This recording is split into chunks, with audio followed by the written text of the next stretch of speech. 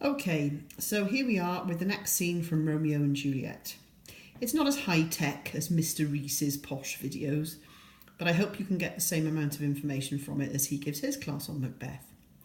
So this is Act 2, Scene 3, and this is about Romeo and Friar Lawrence. The relationship between Romeo and Friar Lawrence is very much like son and father. Friar Lawrence is much more of a father figure, or even like a brother almost to Romeo, but certainly more of a father figure to him. The very first thing he says to him in this scene is, "Be plain, good son." And I know it was traditional for priests to call everyone in their flock son or brother, for example. But in this case, I do feel that it has more of a fatherly tone about it.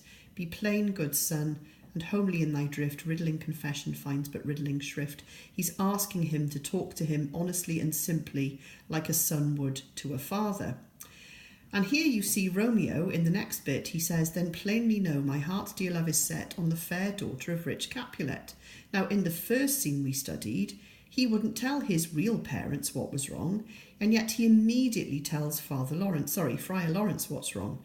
So this is fairly clear that Romeo trusts Friar Lawrence a lot more than he trusts his own parents, and he's willing to tell him everything.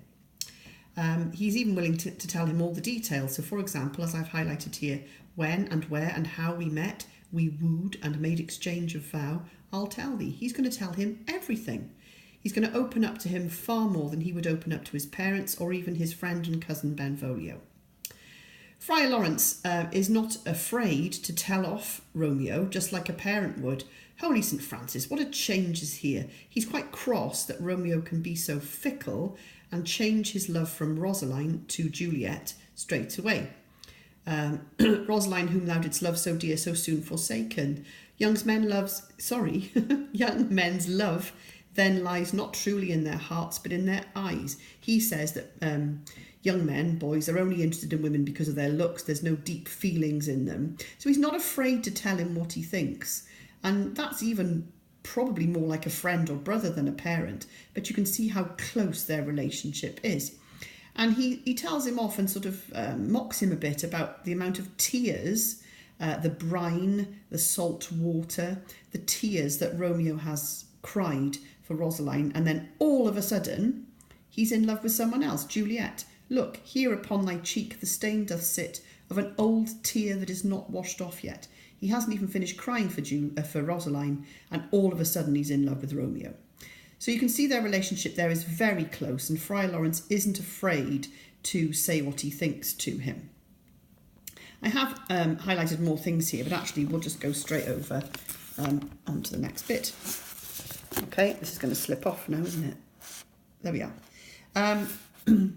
So Friar Lawrence is still telling him off, and he says to him, "Not in a grave to lay one in, another out to have." He can't believe that Romeo was so quick to get rid of Rosaline and then jump into bed with another girl.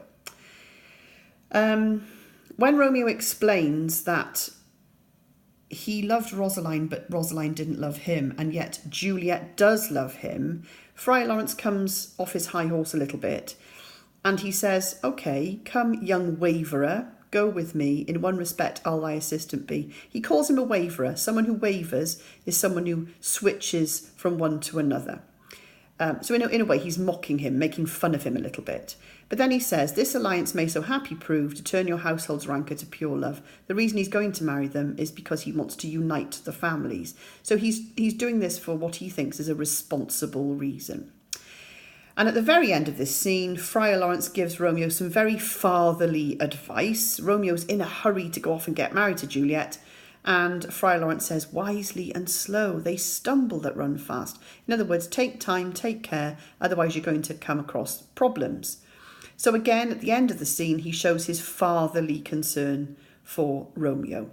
So definitely in this scene, you see their relationship as being very much father and son, even closer than that, in the sense that Romeo spills the beans on everything to Friar Lawrence. So it's even more like a brother or a best friend. But certainly he tells Father Lawrence far more than he would ever tell his own parents. And in the next video, we'll look at the next scene, which is the nurse's relationship with Juliet. Hope you're finding this helpful. Let us know if you need any more help with these scenes.